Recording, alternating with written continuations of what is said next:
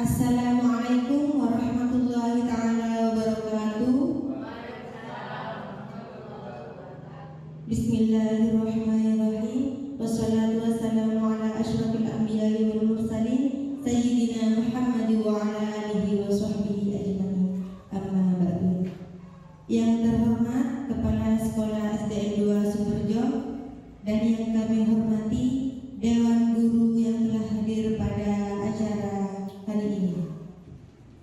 Pertama-tama, marilah kita panjatkan puji syukur kepada kehadirat Allah Subhanahu wa taala yang mana berkat nikmat dan karunia-Nya kita dapat berkumpul dalam keadaan sehat walafiat.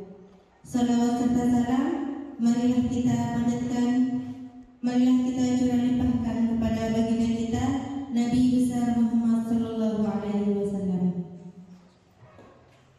Adapun serangkaian acara pada pagi hari ini, acara yang pertama pembukaan, acara yang kedua sambutan-sambutan, acara yang ketiga pemaparan dari Ibu Halimah, acara yang terakhir penutup.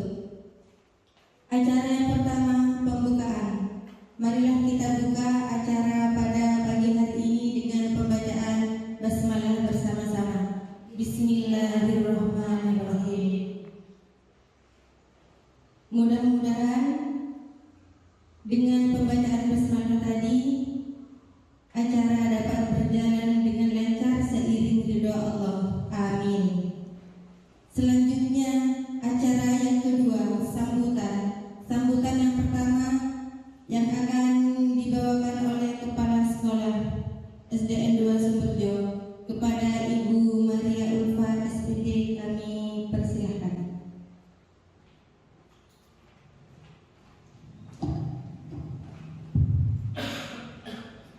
Assalamualaikum warahmatullahi wabarakatuh.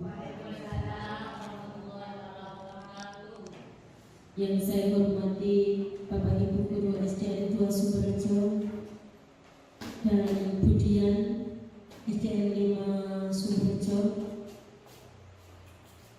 saya ucapkan terima kasih atas kehadirannya untuk mendukung kegiatan dari program Guru Penggerak dari JGP Bu Halimatus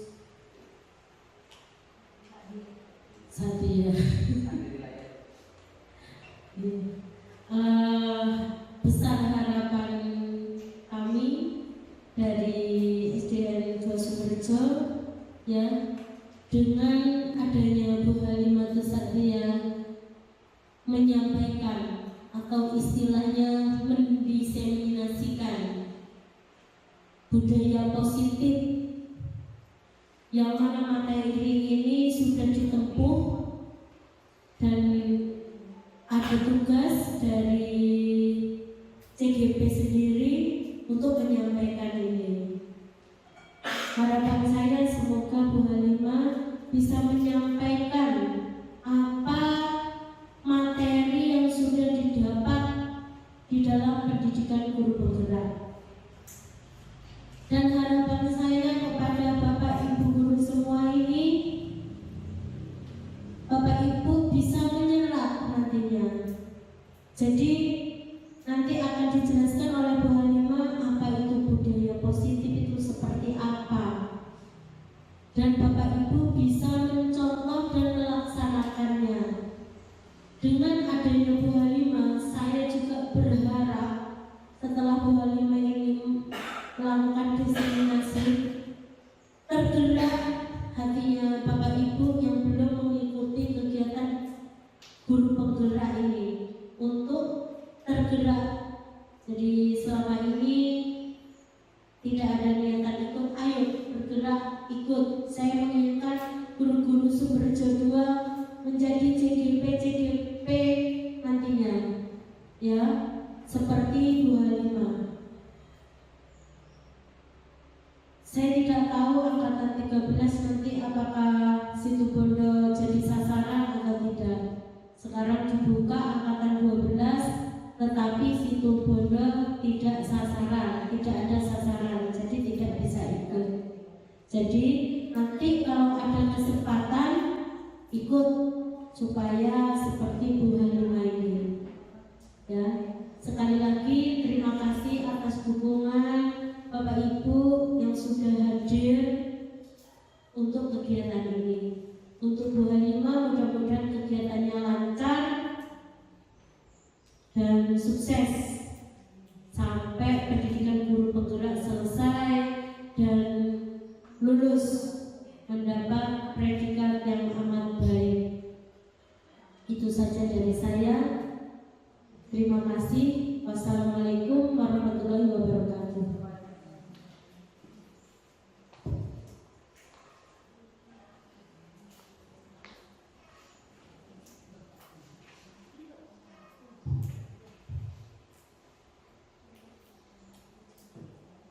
Yang kedua, pemaparan materi diseminasi budaya positif.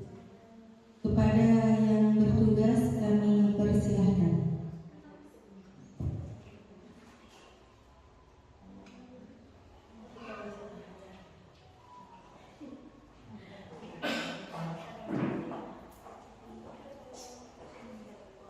Bismillahirrahmanirrahim. Assalamualaikum warahmatullahi wabarakatuh.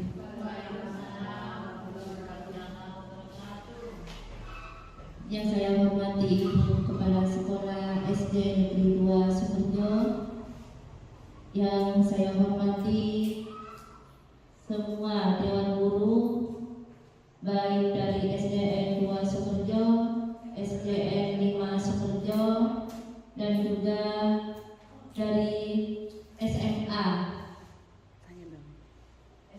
1 lupa Ibu. Ya.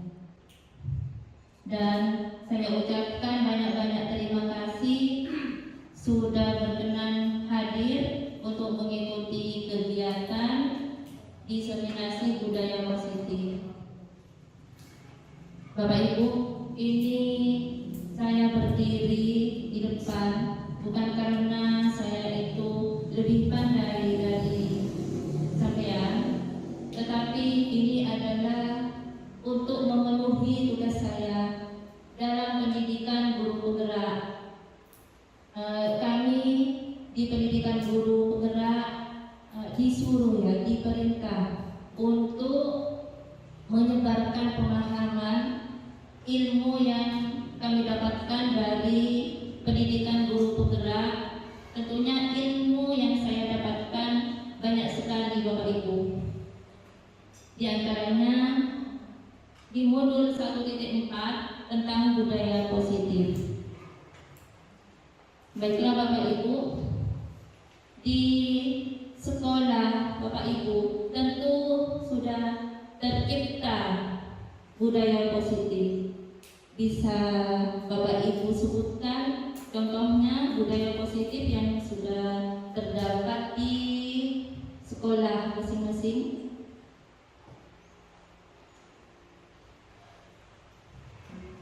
Silakan. Baiklah, kemudian. Terima kasih. Assalamualaikum warahmatullahi wabarakatuh.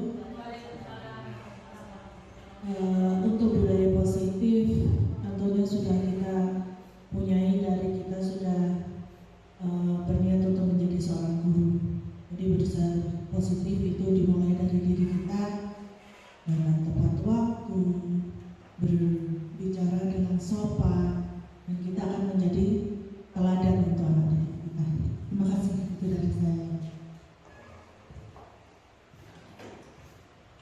Baiklah, terima kasih untuk Ibu Dian.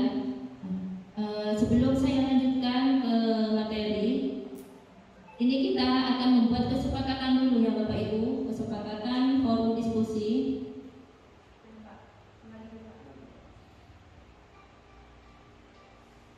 Pertama mungkin satu, untuk saling menghargai. Aku udah minta tolong diketikkan. Ini sebagai pemantik saja. Mungkin Bapak Ibu bisa menambahkan kesepakatan kita selama kegiatan diskusi.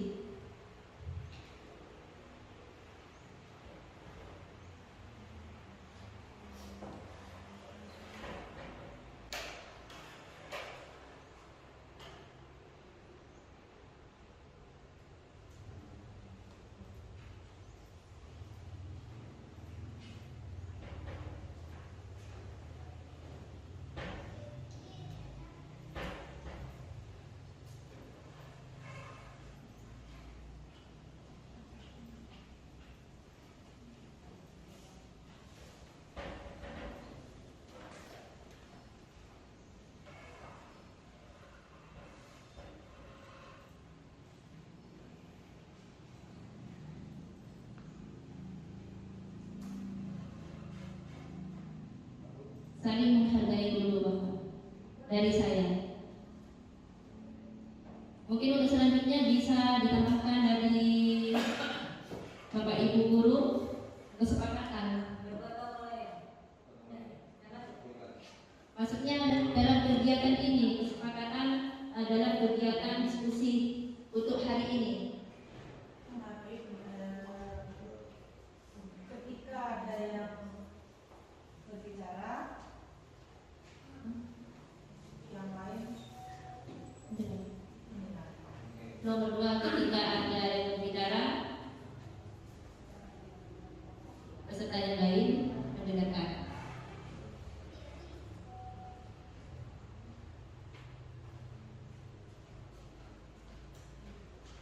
Ada lagi Bapak Ibu? HP di silent, Bu.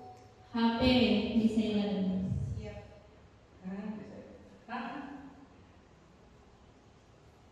HP di mati.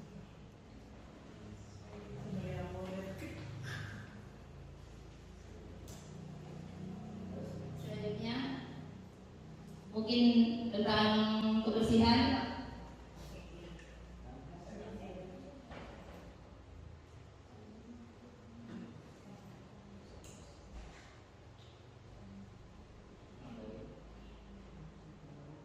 Peserta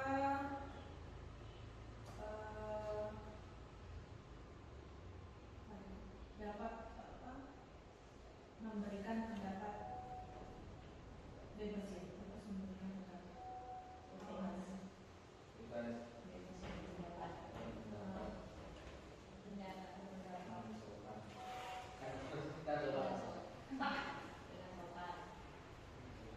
Ada lagi? Sudah? Cukup ya. Jadi kesepakatan untuk kegiatan diskusi hari ini, yang pertama saling menghargai, yang kedua ketika ada yang berbicara peserta yang lain mendengarkan, 3 HP di silent, 4 peserta bebas berpendapat dengan sopan. Bagaimana Bapak Ibu, sepakat? Alhamdulillah.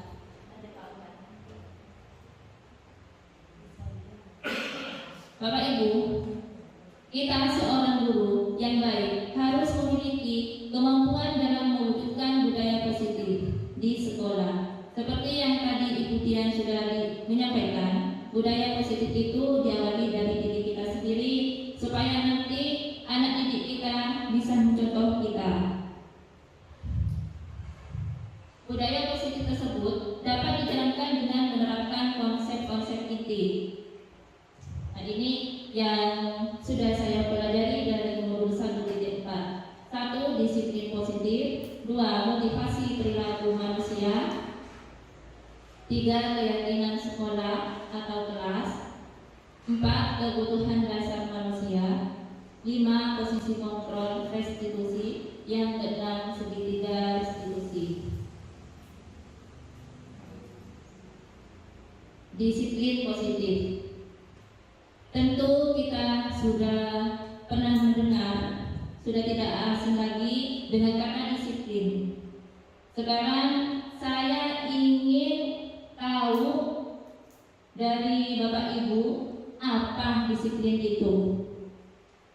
Mungkin ada yang dapat menyampaikan pendapatnya.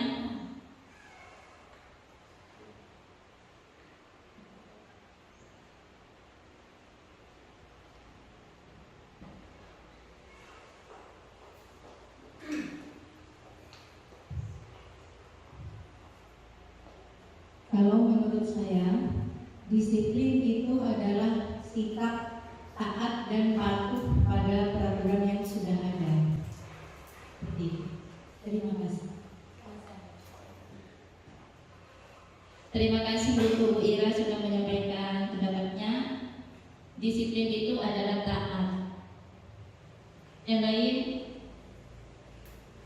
apa yang dimaksud dengan disiplin? Ini sudah sering didengar oleh kita kan ya. Ketika anak-anak terlambat masuk, biasanya kita, oh ini kurang disiplin. Nah, berarti disiplin itu artinya apa?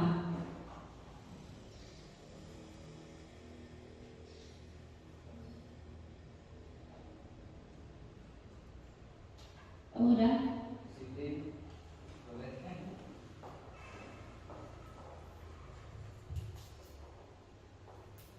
Disiplin menurut saya saya itu adalah sama dengan Wira tadi itu, sikap untuk menaati dan menjalankan peraturan atau tatib yang berlaku.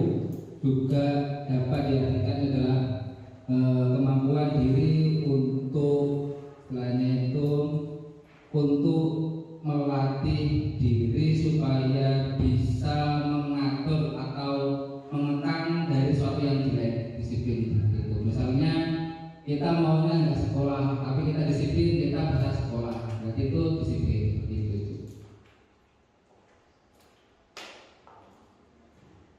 Terima kasih Pak Huda.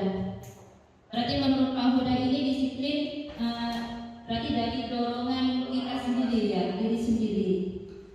Ya, jawaban tersebut yang disebutkan dari Ibu Ira maupun Pak Huda benar Bapak Ibu. Lanjut Pak.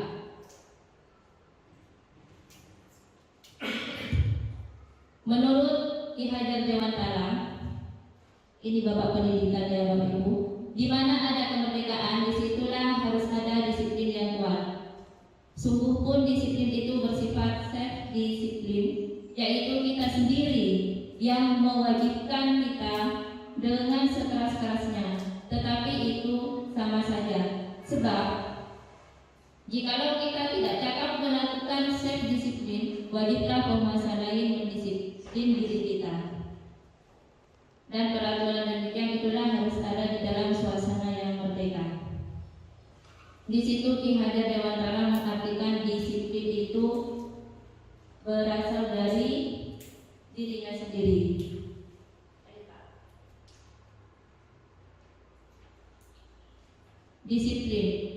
Disiplin positif ini lebih ke arah disiplin diri yang dapat mengontrol dirinya sendiri dalam melakukan segala tindakan. Disiplin diri dapat membuat murid memahami dan menyadari berdasarkan motivasi internal, bukan akibat paksaan, ujian, ataupun hukuman. Mungkin selama ini Bapak Ibu untuk mendisiplinkan anak didik kita, murid kita, biasanya dengan cara mengancam saja. Contohnya, kalau kamu sering keluar masuk kelas, nanti saya tidak akan pulangkan, dihukum.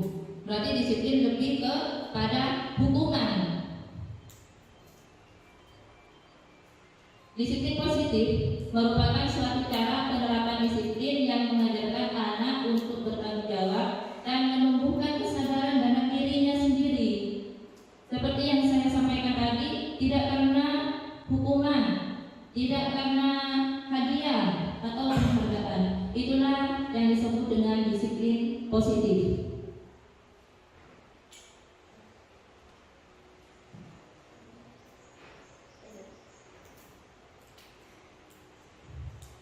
Untuk menerapkan disiplin positif tentunya harus ada nilai-nilai kebajikan. Apa nilai-nilai kebajikan itu? Nilai-nilai kebajikan adalah sifat positif manusia yang merupakan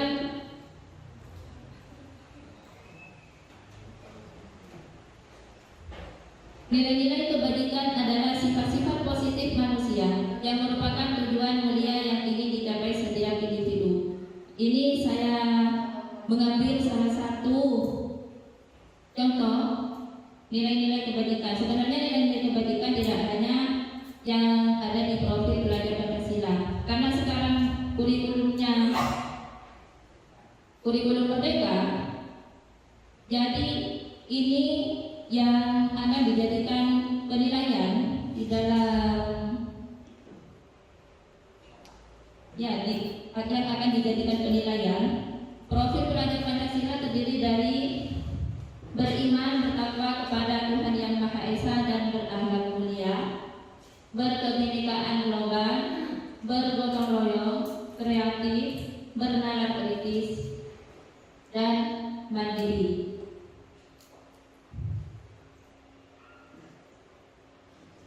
Baiklah Bapak Ibu, motivasi. Apa yang Bapak Ibu ketahui tentang motivasi?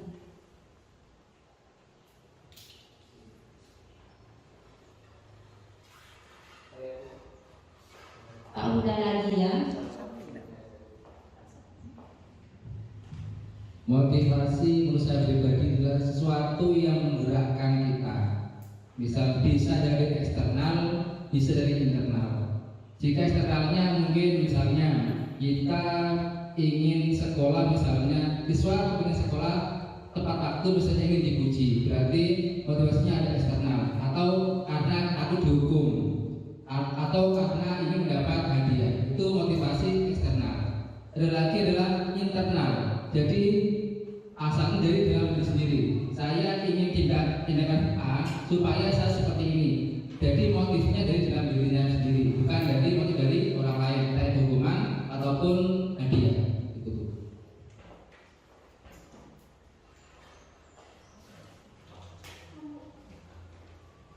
Terima kasih untuk Pak Huda. Jadi motivasi itu terdiri dari dua, yaitu eksternal dan internal. Mungkin Bapak Ibu ada yang bisa menyampaikan juga arti dari motivasi?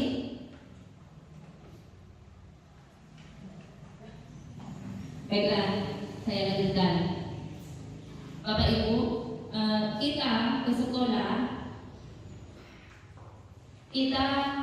sekolah setiap pagi ya datang sebelum jam 7. Itu karena apa Bapak Ibu? Karena takut dihukum sama kepala sekolah, Bu. Karena takut dihukum oleh kepala sekolah. Dan lain mungkin dorongan dari apa? Dari kepala sekolah. Karena takut sama kepala sekolah kan? Malu kalau kita terlambat ya, malu kepada murid. Karena seorang guru itu menjadi teladan ya bagi murid-muridnya ya. Cermin. Ya, cermin.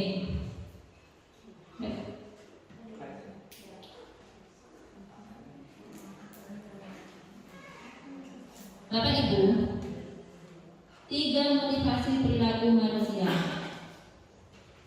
Yang pertama untuk menghindari ketidaknyamanan atau hukuman, sama halnya tadi yang disampaikan oleh Ibu Dini, oleh Ibu Uli, katanya takut sama kepala sekolahnya ya, takut dihukum. Itu masuk di motivasi yang nomor 1, menghindari ketidaknyamanan atau hukuman. Yang kedua untuk mendapatkan imbalan atau penghargaan dari orang lain. Ingin dipuji mungkin dengan datang pagi ke sekolah, Pak ini Bu A selalu datang pagi, kemudian diberi hadiah atau pujian dari kepala sekolah. Yang ketiga untuk menjadi orang yang mereka inginkan dan menghargai diri sendiri dengan nilai-nilai yang mereka percaya.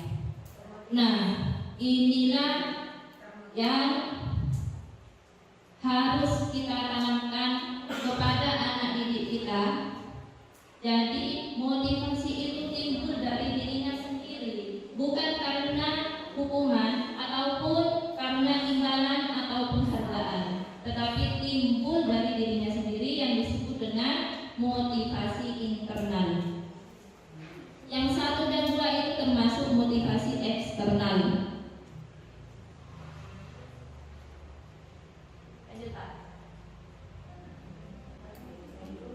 Hukuman. Sebelum dilanjutkan, hukuman dengan konsekuensi apakah sama Bapak Ibu? Tidak. Ada yang bilang tidak. Mungkin yang lain ada yang bilang sama? Tidak, semua. Beda. Kalau beda, bedanya di mana? Bedanya di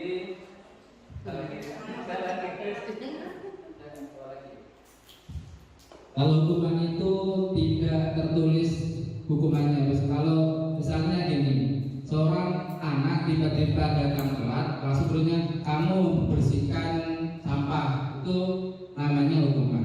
Tapi kalau ada ditarik, misalnya anak datang lewat jam sekian, maka sanksinya adalah membersihkan membersihkan sampah, berarti masuk sanksi.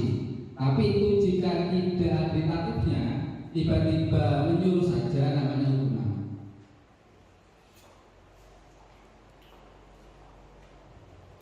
Terima kasih Pak Bulan. Jadi berbeda ya antara hukuman dengan konsekuensi. Hukuman itu bersifat tidak terencana atau tiba-tiba. Anak atau murid tidak tahu apa yang akan terjadi dan tidak dilibatkan. Hukuman itu bersifat satu arah karena yang menentukan langsung dari gurunya. Yang konsekuensi itu sudah terencana dan sudah disepakati. Sebaiknya Bapak Ibu, kita sebagai guru harus menghindari minimal ya mengurangi hukuman dan juga penghargaan. Karena kalau kita sering memberikan penghargaan kepada anak didik juga tidak baik.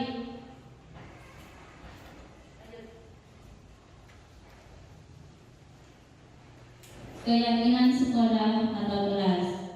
Sudah pernah membuat tentang keyakinan sekolah Bapak Ibu atau keyakinan kelas? Belum? Sepertinya di kelas ada yang sudah membuat. Oh sudah ya? Ada yang pernah membuat berarti?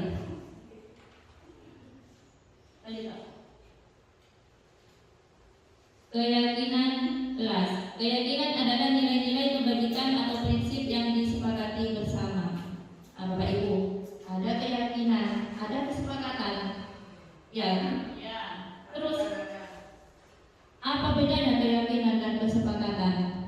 Kenapa kok keyakinan yang digunakan, kok tidak kesepakatan? Ada yang bisa membantu untuk menjawab? Mungkin dari sebelah utara dulu ibu-ibunya. Bu Ida, kan yang menangkap namanya Bu. Kenapa? Itu kesepakatan dari. Bisa menjelaskan antara keyakinan dan kesepakatan, kenapa kok tidak kesepakatan, kok keyakinan?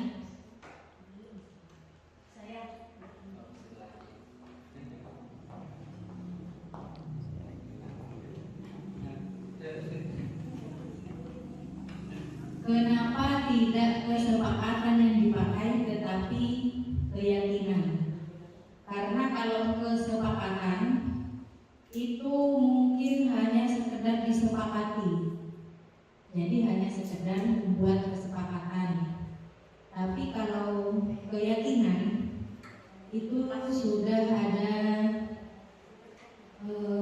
sesuatu yang diyakini bisa dilakukan. Jadi sesuatu yang baik yang sudah pasti bisa dilakukan. Mungkin seperti itu. Berikan tepuk tangan untuk Bu Ira.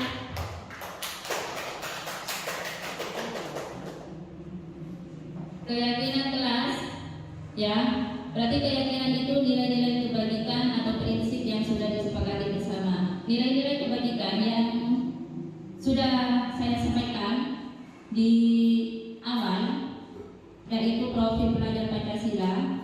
Nah, selain dari profil pelajar Pancasila juga ada nilai-nilai kebajikan lainnya seperti saling menghargai, empati, pokoknya hal-hal yang positif itu masuk di nilai-nilai kebajikan.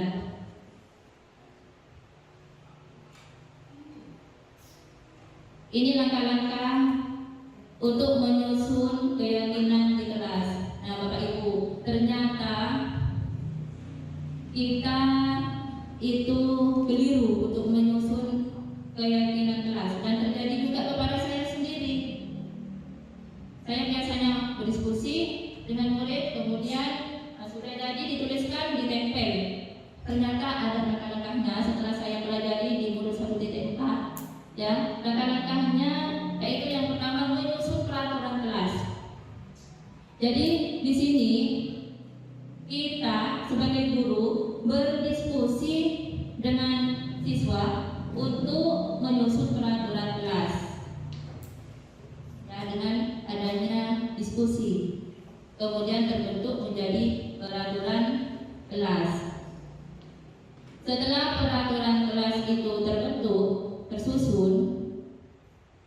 Yang selanjutnya, mengubah kalimat negatif menjadi kalimat yang positif. Contoh, dilarang membuang sampah sembarangan. Kira-kira kalimat positifnya bagaimana Ibu? Buanglah sampah pada tempatnya. Nah, buanglah sampah pada tempatnya. Setelah kita itu mengubah menjadi kalimat positif, selanjutnya menghubungkan dengan nilai-nilai kebajikan. Kita cari nilai-nilai kebajikan yang terdapat pada peraturan tadi. Itu kemudian dituliskan dan ditempel di dinding kelas. Kebutuhan dasar manusia. Ada yang sudah tahu tentang kebutuhan dasar manusia?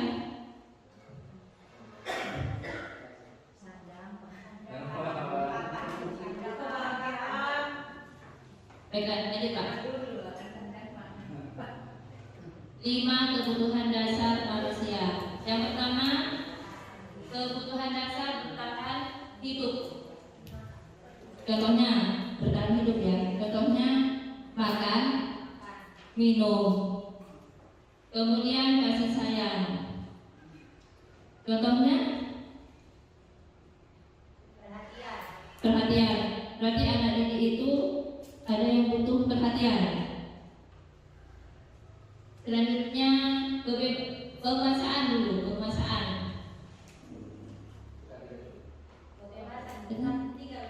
Penguasaan. Ingin berkuasa. Hah? Ingin memimpin itu. Ingin memimpin, berarti ingin yang terkuat di antara teman-temannya. Kepala suku.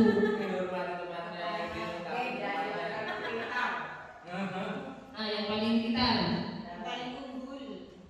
Kemudian kesenangan. Kesenangan bermain, ya. Feeling. Kemudian kebutuhan dasar manusia yang terakhir yaitu kebebasan.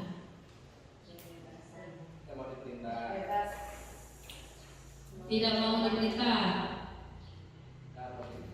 Menentukan sesuai keinginan.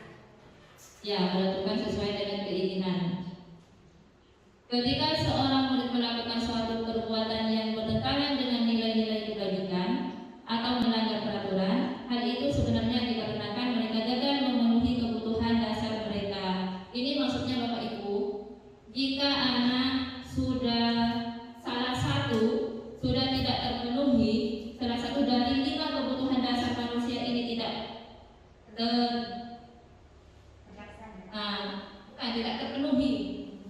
Jadi ada yang kurang, maka anak-anak itu akan melakukan pelanggaran biasanya.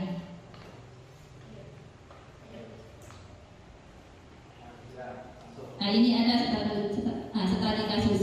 Ibu Ira, guru wali kelas 6, sedang bingung menghadapi ulah salah satu murid di kelasnya, Tommy. Beberapa anak telah mengeluhkan Tommy yang seringkali meminta bekal makan siang mereka dengan paksa. Jika Anda menghadapi situasi seperti Ibu Ira, apa yang akan Anda lakukan?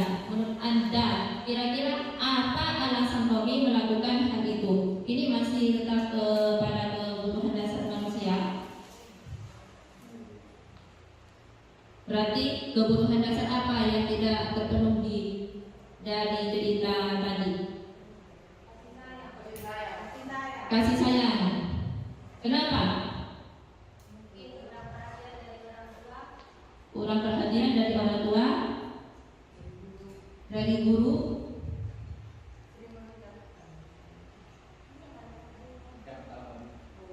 Untuk bertahan hidup, Bu. untuk bertahan hidup.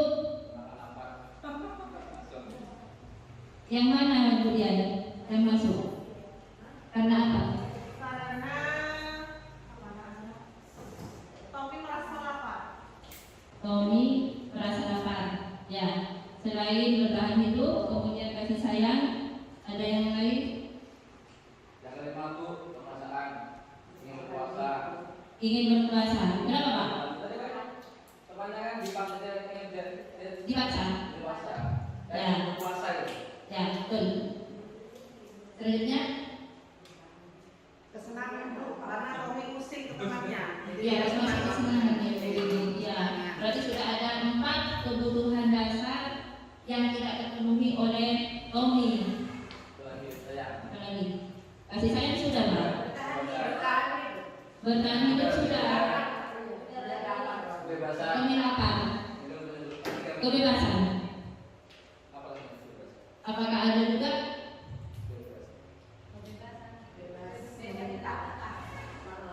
Bebas, tidak ada peraturan berarti. Bebas, tidak ada peraturan sekolah dia. Ya tidak bebas. Tidak rest. Nah ini ya. Karena Tommy lapar dan orang tuanya tidak membawakan bekal makan siang, maka kebutuhan dasar yang sedang berusaha dipenuhi oleh Tommy adalah kebutuhan untuk bertahan hidup. Benar yang disampaikan oleh Ibu Dian tadi, karena Tommy lapar. Yang kedua, karena dia merasa senang temannya jadi memperhatikan dia. Ketika temannya melaporkan tindakan itu pada gurunya dan gurunya memberitahu orang tuanya, sehingga orang tuanya jadi memperhatikan dia, maka kebutuhan dasar yang sedang dipenuhi Tommy adalah kebutuhan akan kasih sayang dan rasa diterima. Yang ketiga, karena temannya jadi takut dengan dia dan menuruti keinginannya, maka sebetulnya Tommy sedang berusaha untuk memenuhi kebutuhan dasarnya akan kekuasaan. 4. Karena dia merasa bosan dengan bekal makanan yang dibawakan ibunya dari rumah, karena ibunya selalu membawakan bekal yang sama. Oleh karena itu, dia ingin mencoba makanan teman-temannya yang beraneka ragam. Maka Tommy sedang berusaha untuk memenuhi kebutuhan akan kebebasan. 5. Karena ia melakukannya karena iseng dan dia menikmati ekspresi wajah teman-temannya yang kesal. Jadi senang kalau teman-temannya kesal Bapak Ibu. Maka Tommy sedang berusaha memenuhi kebutuhan akan kesenangan.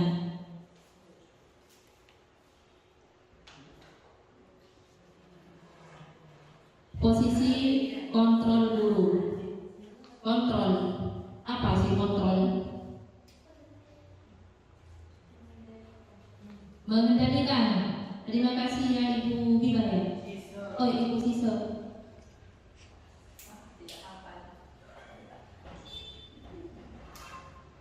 Ada 5 posisi kontrol yang harus diterapkan oleh seorang guru. Tidak hanya oleh seorang guru ya, juga orang tua, atasan dalam melakukan kontrol. Yang pertama sebagai penghukum, pembuat merasa bersalah.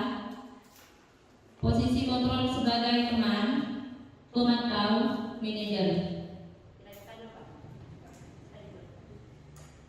Nah, ini Bapak Ibu, bagaimana sikapnya, posisi kita ketika kita berada di penghukum? Kalau di penghukum, guru itu biasanya menghardik, menunjuk-nunjuk. Kamu ini sudah telat. Nah, seperti itu, marah-marah. Itu penghukum. Atau juga mengatakan, awas ya, kalau besok tidak kerjakan lagi, ibu hukum. Itu juga masuk di penghukum. Kemudian membuat orang merasa bersalah. Ini biasanya kata-katanya lebih halus. Ibu kecewa sama kamu. Nah, seperti itu contohnya. Masa kau melakukan seperti itu terus? Lebih lembut ya. Kemudian ketika guru berada di posisi sebagai teman, jadi di sini membuatkan alasan-alasan untuk muridnya. Ayolah kerjakan tugasnya demi ibu. Kamu tidak kasihan apa sama ibu? Nah, contohnya seperti itu. Itu sebagai teman. Jadi anak-anak di sini akan merasa lebih senang. Yang selanjutnya yang keempat, posisi guru sebagai pemantau, menghitung dan mengukur apa berat benarnya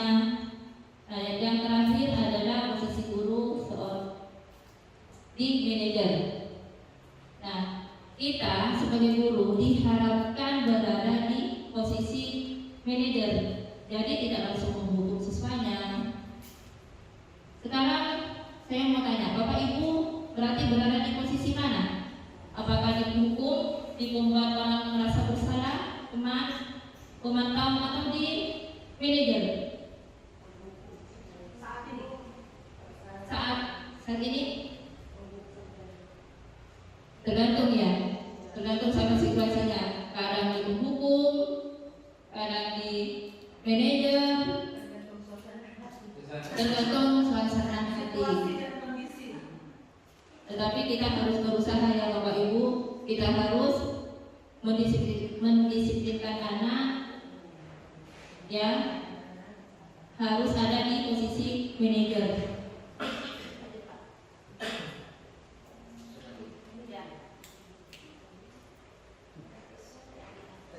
Selanjutnya segitiga restitusi.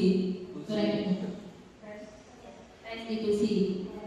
Pernah mendengar tentang restitusi? Belum ya? Belum. Nah ini Bapak Ibu, apa yang dilakukan oleh guru ketika guru itu berada di posisi sebagai manajer? Guru itu berperan sebagai manajer menggunakan tahapan segitiga restitusi untuk menyelesaikan masalah muridnya. 3 tahapan segitiga restitusi yaitu yang pertama menstabilkan identitas, 2 validasi tindakan yang salah, 3 menanyakan keyakinan. Menstabilkan identitas Bapak Ibu. Di sini dilakukan berdasarkan prinsip bahwa membuat kesalahan adalah bagian dari proses pembelajaran yang nantinya akan menggeser identitas gagal ke arah identitas sukses. Ini anak-anak dikembalikan lagi dari identitas yang gagal ke arah identitas yang sukses, dikembalikan ke semula dulu. Ini contoh kata-kata atau kalimat yang bisa digunakan untuk menstabilkan identitas murid kita. Berbuat salah itu hal yang manusiawi. Tidak ada manusia yang sempurna. Kita pasti bisa menyelesaikan permasalahan ini. Ibu tidak tertarik untuk mencari tahu siapa yang benar, siapa yang salah. Ibu lebih tertarik untuk menyelesaikan masalah. Selanjutnya ya, kalau kamu menyalahkan dirimu sendiri terus-menerus, apakah kamu bersikap baik pada dirimu sendiri? Selanjutnya ya, tahapan yang kedua, validasi tindakan yang salah. Validasi tindakan yang salah dilakukan berdasarkan prinsip bahwa setiap perilaku berupaya untuk memenuhi suatu kebutuhan tertentu, sehingga guru atau orang tua akan bergeser dari pemikiran stimulus respon menjadi proaktif, serta akan lebih mengenali dan mengakui kebutuhan murid atau anak. Contoh kalimat yang bisa digunakan untuk memvalidasi tindakan yang salah. Kamu pasti punya alasan mengapa melakukannya. Jadi di sini ditanyakan dulu alasannya. Kenapa kamu kok sampai memukul si A? Jadi tidak langsung kita hakimi karena laporan dari temannya. Nah ini Bu, B ini memukul si A. Nah kita tanyakan dulu alasannya kenapa kok berbuat seperti itu. Pertanyaan yang bisa digunakan harusnya apa yang penting bagi kamu. Kamu boleh tetap berusaha menjaga sikap itu, tapi tambahkan sikap yang lain, yang baru. Maukah kamu belajar cara mendapatkan yang kamu butuhkan tanpa harus memukul? Tahap yang ketiga, menanyakan keyakinan. Nah, sebelum melaksanakan segitiga restitusi, tentu ibu dan bapak sudah punya keyakinan kelas ya, yang sudah ditempel di kelas-kelas masing-masing. Jadi di sini memberi pertanyaan-pertanyaan bermakna kepada murid atau anak untuk memunculkan motivasi secara intrinsik sehingga mampu mengaitkan keyakinannya dengan tindakan yang salah. Contohnya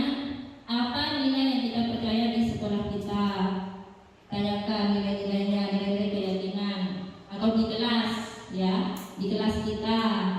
Kita kan sudah membuat keyakinan kelas yang ditempel. Nah, itu tanyakan kembali. Nilai-nilai apa yang telah kita sepakati? Kelas yang ideal itu seperti apa sih? Kamu ingin jadi anak seperti apa? Apa yang kamu rasakan ketika kamu melakukan itu? Kamu menjadi orang yang seperti apa? Nah, Bapak Ibu, ketika kita berada di posisi manajer, 3 tahapan ini yang harus kita laksanakan ketika kita mendisiplinkan peserta didik kita. Jadi jangan langsung menghukumnya.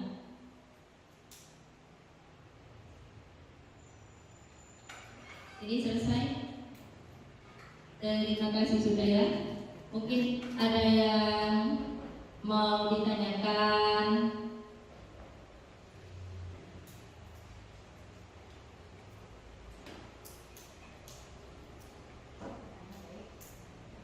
Tidak. Tidak ada ya.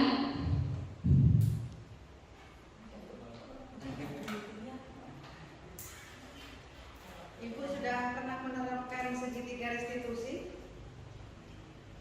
Pernah Bu, tapi kadang saya kembali lagi ke posisi pemantau, masih belum melaksanakan secara konsisten, ya Bapak Ibu.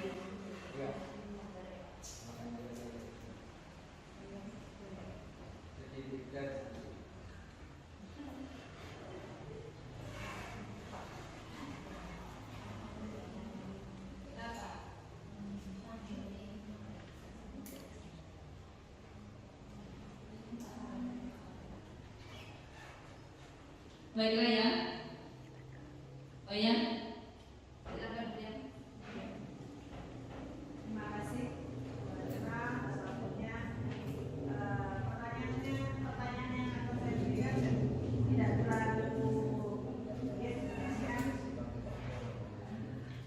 bagaimana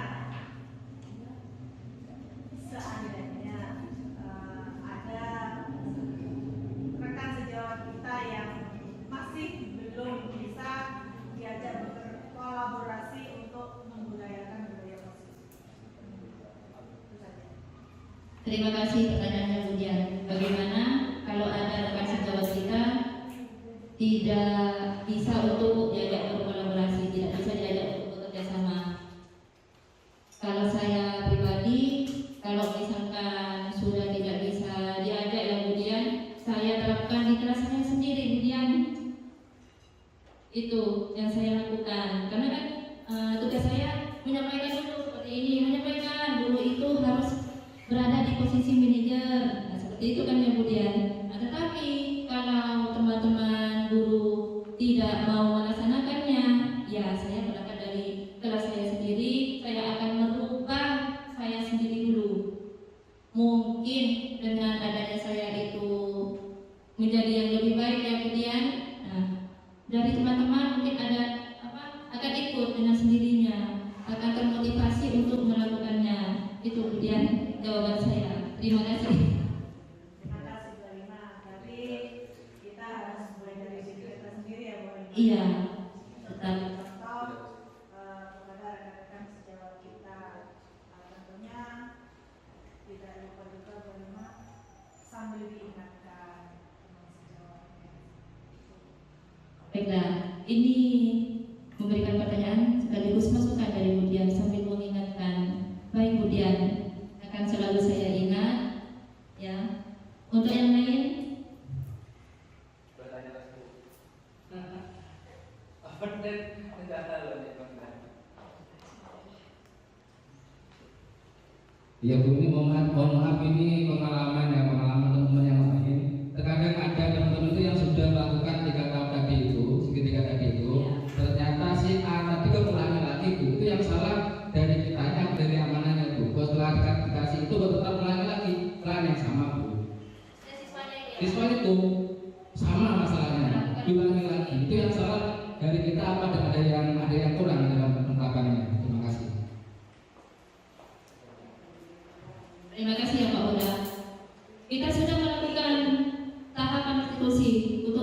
dijadikan murid. Ternyata kembali lagi. Jadi yang saya dapatkan ya dari pendidikan guru penggerak ya, itu harus dilakukan lagi, diulang-ulang terus sampai anak itu ya tidak melakukan lagi Pak Buda. Diulang terus, direstitusi terus. Bagaimana Pak Buda? Ada tambahan? Baiklah. Terima kasih. Dengan kasus yang Pak Uda sampaikan seperti itu, ketika si anak mengulang lagi sebuah kesalahan, kita cari dulu permasalahannya apa. Mungkin kita berkunjung ke rumahnya, mungkin dia ada masalah di rumahnya sehingga dilampiaskan kepada temannya seperti itu. Terus kita carikan informasi, setelah itu kita bekerja sama, berkolaborasi dengan rekan sejawat untuk menemukan solusi apa yang tepat. Seperti itu. Seandainya memang dia terus melakukannya, setidaknya kita sudah berkoordinasi dengan pihak keluarga, dengan pihak sekolah, atau juga kita perlu memberikan pemahaman kepada orang tua siswa yang lainnya sehingga tidak ada tidak ada masalah ke depannya, tidak ada tuntutan atau mungkin orang tua dari temannya yang disalahi itu tidak terima seperti itu. Jadi butuh mencari informasi lebih dalam permasalahannya apa, kita diskusi bersama di sekolah, solusinya apa, mungkin itu dari saya. Terima kasih. Terima kasih Bu Dian. Tambahan Pak Buda dari Ibu Dian tadi ya. Pertama mencari informasi dulu ya di keluarganya, dan selanjutnya berkolaborasi dengan teman untuk mencari solusinya.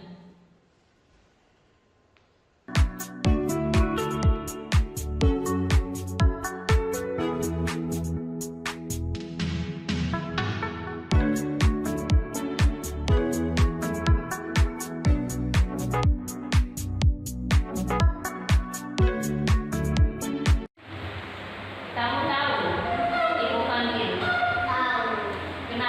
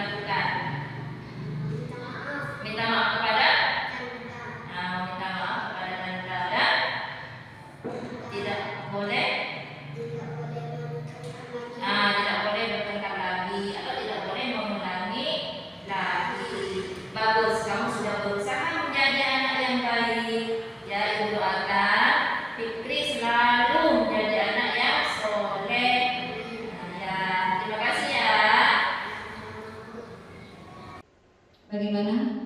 Sudah tidak ada lagi kan ya?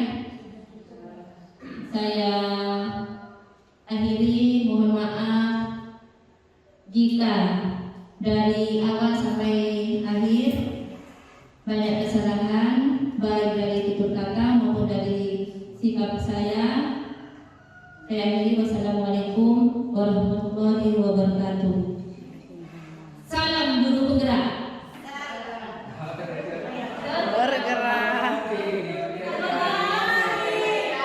Oh ya, ayo dari dulu.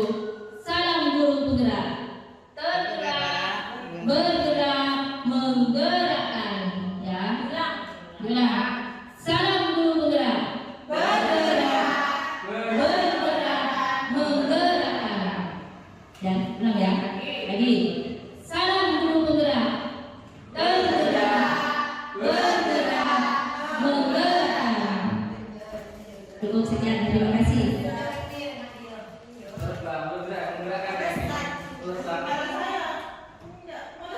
Saya kembalikan lagi kepada moderator.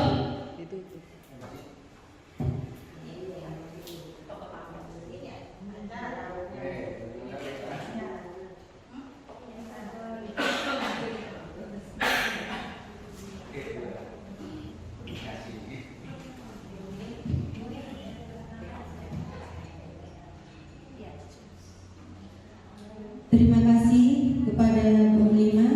Demikianlah acara